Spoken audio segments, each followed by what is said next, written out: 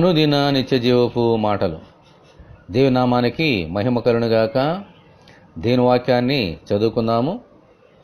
యెహోవా ఇల్లు కట్టించిన యెడల దాని కట్టువారి ప్రయాసము వ్యర్థమే. యెహోవా పట్టణమును కాపాడని యెడల దాన్ని కావలి కాయవారు మేలుకొనియుట వ్యర్థమే.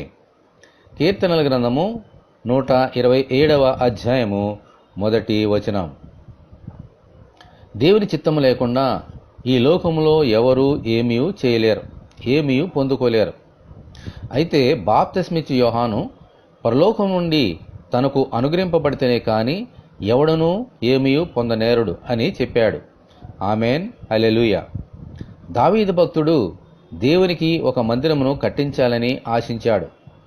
మందిరమునకు కావలసిన సామాగ్రి అంతా సమకూర్చాడు. కానీ అది దేవుని చిత్తంలో లేదు గనుక కట్టించలేకపోయాడు. తరువాత దేవుని చిత్తమును బట్టి అతని కుమారుడైన సొలొమోను మందిరమును కట్టించాడు.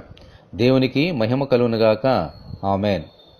ఈ లోకములో మనమేమై ఉన్నామో అది దేవుని ఉచితమైన కృపచేతనే అయి ఉన్నాం. మనకు కలిగినవన్నీ ఆయన ఇచ్చినవే.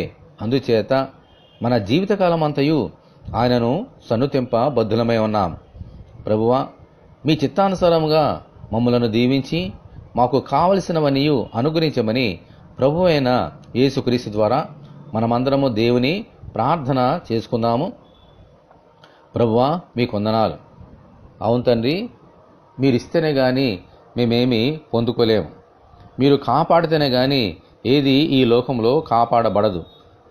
ప్రభువా, మీరు మాకు అటువంటి కృపను అనుగ్రహిస్తూ నీ బిడ్డలుగా మమ్మల్ని ప్రేమిస్తూ మేము అడుగు వాటి కంటేనూ ఊహించే వాటి కంటేనూ అనుగ్రహిస్తున్నందుకు మీకు ఎన్నో వందనములు, స్తోత్రములు చెల్లించినాం.